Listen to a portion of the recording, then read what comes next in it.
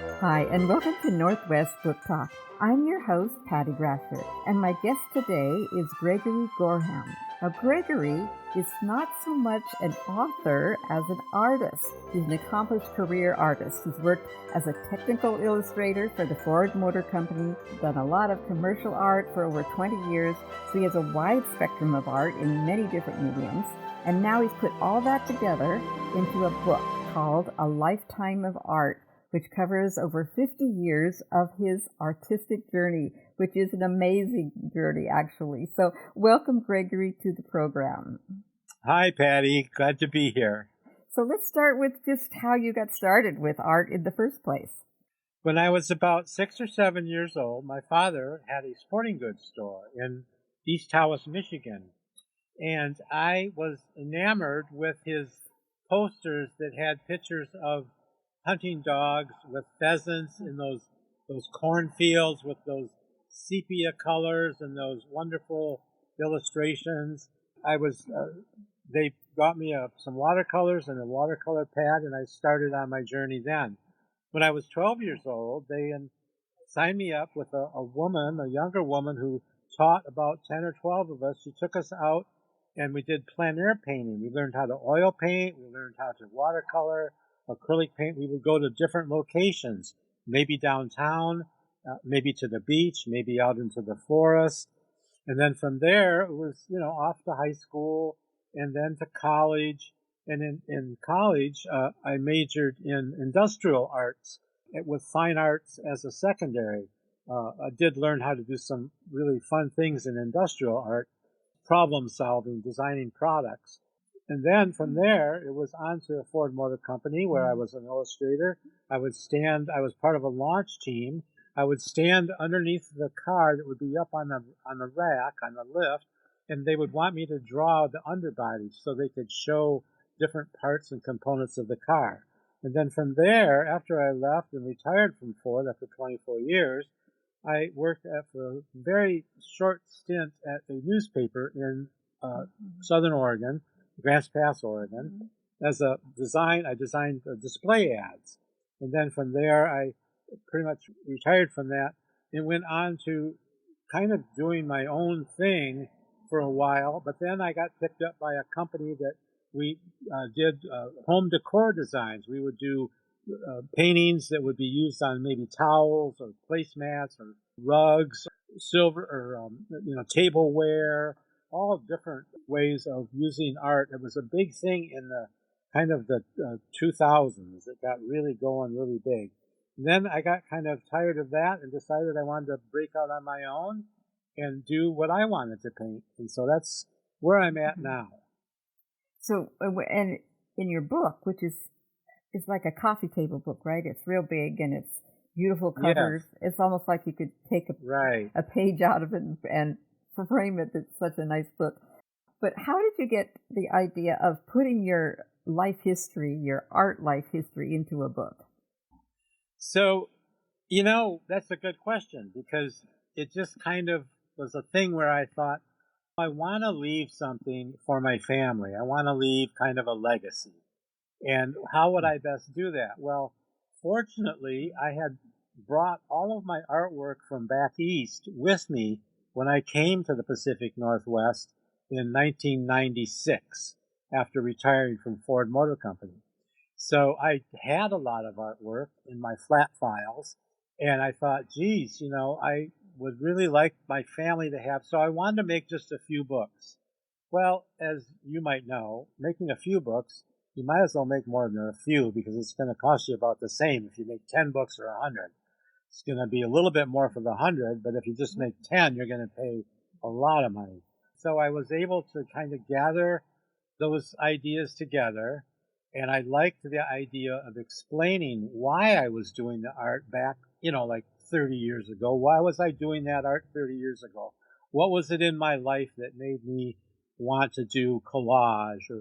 And I had learned so many different mediums from my early instructions in my college and my high school and everything, that I have so many tools in my arsenal as an artist. Watercolor, linoleum block printing, pen and ink, acrylic, oil, monotype, you name it, I've tried it.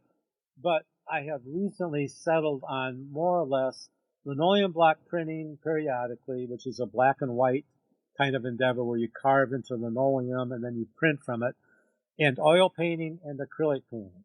So that's where I'm at now, is pretty much sticking with those.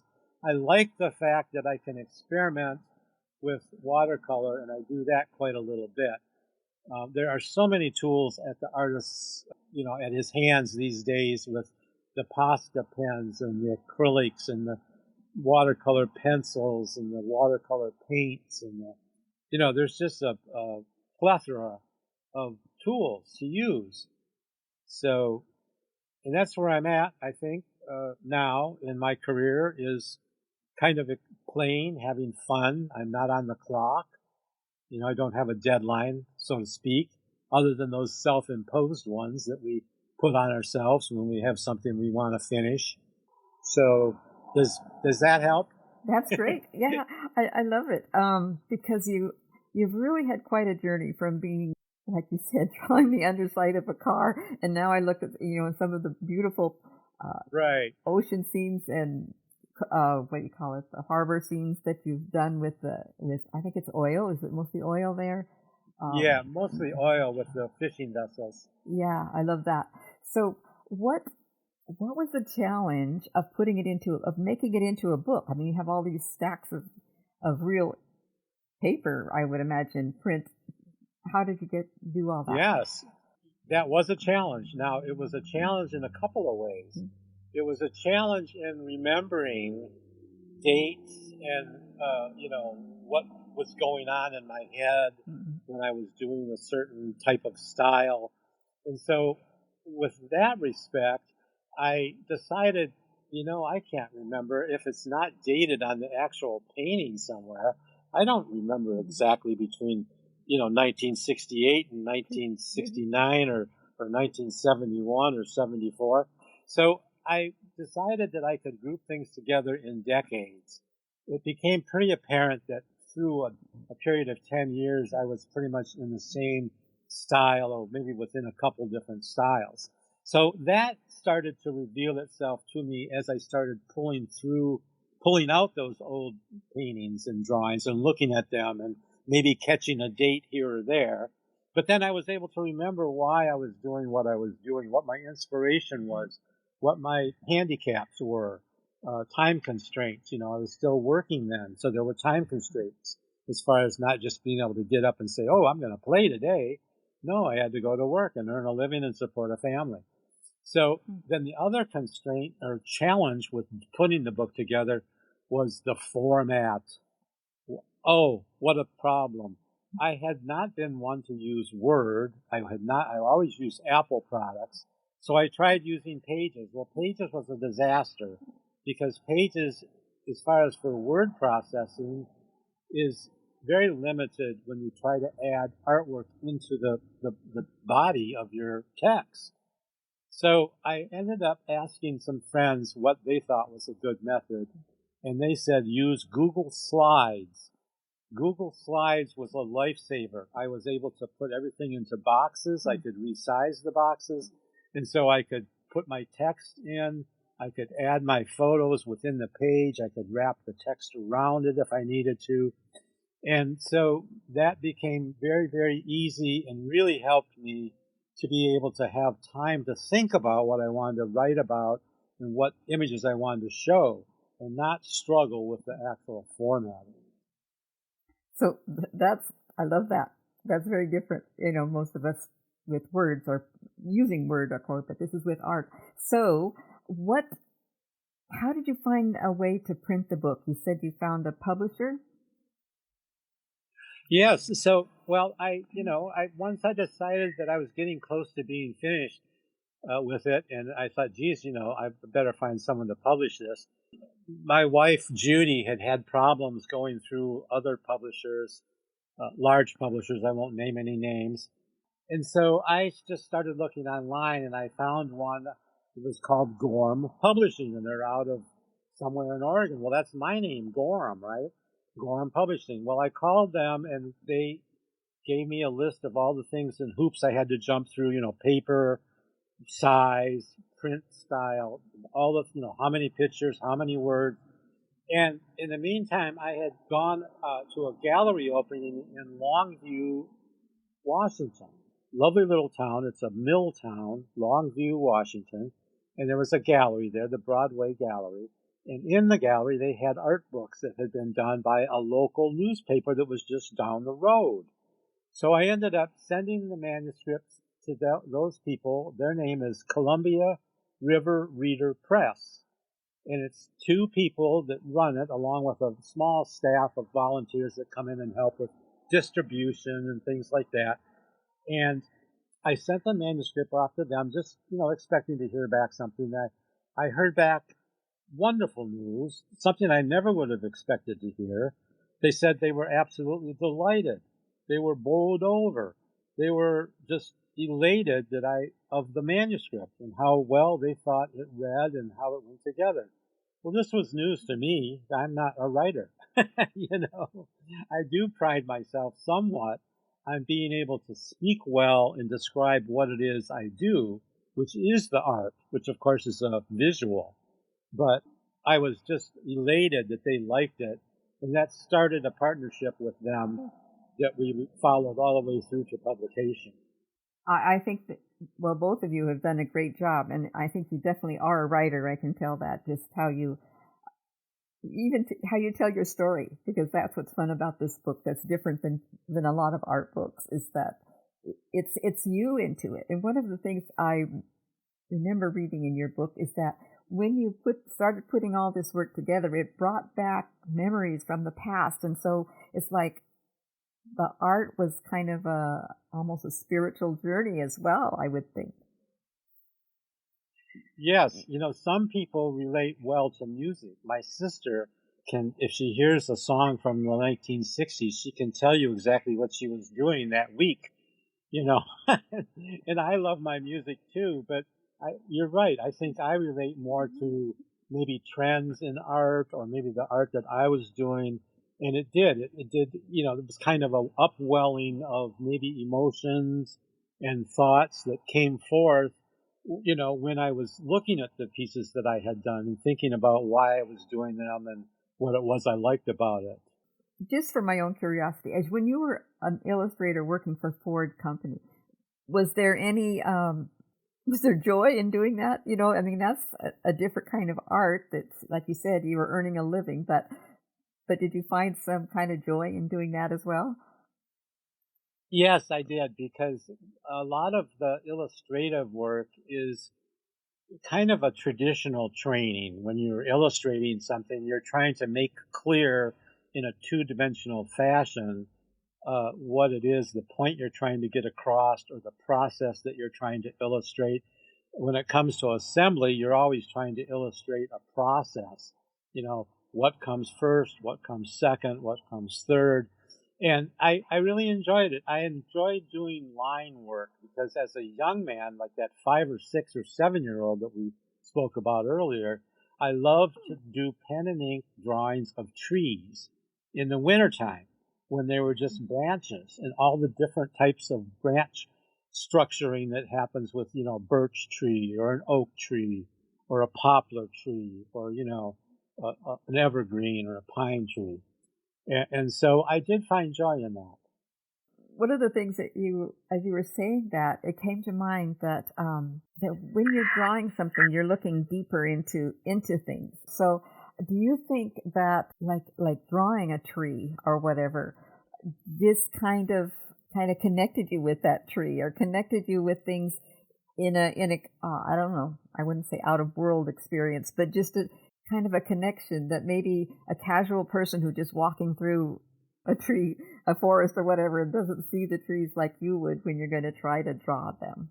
I will say this, that in my lifetime, when I am in the full throes of my creative processes, that I leave myself. I become, time kind of falls away. I've heard other people talk about this, that, I love to say this. I like to say, who's been driving while I was gone? Yeah, good. which is kind of this feeling of, oh, geez, look at the time. I started this drawing 3 hours ago, you know? And so, yeah, I think there's a lot of that in the creative process. I think even in writing also, writers like to lock themselves in a room where there's no outer, noise. And I imagine time melts away for them also. Um, I do really respect an artist here in the Pacific Northwest, Dale Chihuly. Dale Chihuly he's a wonderful artist who has all kinds of insights and quotes, too many to enumerate. But one of his quotes, and I cannot quote it exactly, but the essence of his quote is that when you are doing art, you know when something is right. You know when something is fitting together the way you want to. And if you get to a point where it's not, you can't really go forward. This happens to me all the time. This happens to me when I'm doing especially paintings. If you overwork a painting and you get too many colors that don't go together or it gets muddy, you have to stop because it's just not working. And as an artist, now the layperson might look at it and say, oh, I like that. That's good. But as an artist, you know when it's right and when it's not, and you kind of have to stop yourself. Yeah. So tell me, what was it like when you got your first book? You know, when it was all printed and it was delivered to you. What was that experience like? Oh, it was great. It was just Mhm. more than I could expect. Um, the Hal and Sue, the two people of the publishers, were great to work with, and we had several meetings in what to do. This type of a book it's wiro bound, which enables it to lay flat so that you don't lose any of the imagery. You can make your full color plates go all the way to within a half an inch of the edge of the page. Which, when you have a traditionally bound book, you can't do that because, well, you can, but you'll miss a lot of the artwork because when the book is folded open, with the traditional binding, it doesn't lay flat. So I was just ecstatic when I got it. I just thought it was great, and I just loved it. And I have several copies now that are available, and I do look at it every so often. I get it out and I flip open to a page and look at it and think about what it was I was doing then, and it's a joyous thing when you get something like a new book or you finish a painting that you really like. So it comes with a beautiful easel. So that's kind of cool, right? It comes in a great big Yes, yes. box with an easel, so you can put it up So there. it's a box. It's a boxed edition. It's really quite nice. When you open up the box, inside there's a black paper that covers this small easel. That it's a metal easel that folds open. You can open the wiro bound book to any page and pick a full color illustration. There's more than 30 of them, and it's a book of about 230 pages. And you can display them on your coffee table, your mantle, any place, your countertop in the kitchen, and you can, change it whenever you want. That So, was a development of Hal, one of the publishers. He calls it easily art. oh, nice, very nice. Yeah. So, you go to art shows and do you share your book at those things, events? Yeah, I don't really do art shows so much. I do try to get it into galleries. I have it in Marie Powell Gallery, which is in the out on the in Ilwaco on the Long Beach Peninsula. I have it in the Bay Avenue Gallery, which is the gallery that's up here in Ocean Park. I do shows. I've had show at Riversea recently. I did not have the book there. Some galleries don't want to deal with books. Now, some are better than others at dealing with books because they get a small percentage of the book sale. They don't get a very big. Bookstores, it's hard to get your books into bookstores. So the marketing plan that Hal and Sue have developed is to get the books into galleries when they can. And now Hal is even thinking about getting into local business organizations, local commerce type of, I forget what that's called, what the local business Hmm. organization is that handles commerce in any given city, and have it get marketed that way. So small boutiques, galleries. I'm going to sell mine on Facebook. Instagram. People can personal message me, PM me.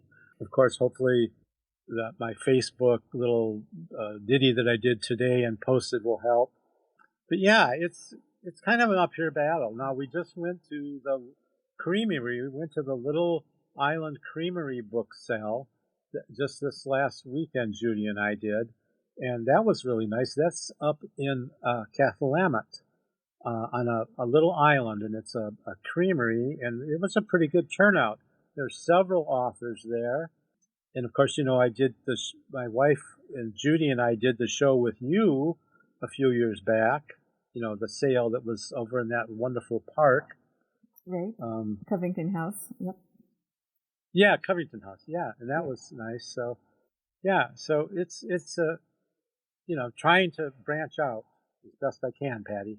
I think you're good. I think that book could be made into a digital book. I mean, obviously, this book costs over $100, I think. Well, it's $100, and then whatever shipping and which is kind of nominal if you buy it through the Columbia River Reader Press people. They don't charge a lot for the shipping. I wouldn't either, but it's $100. But it is a full color coffee table book. Even the line drawings that I did in pencil in the book are actually on colored paper lots of times, where the paper is older and it's yellowed, so it's like you're getting full color. Every page was printed in full color.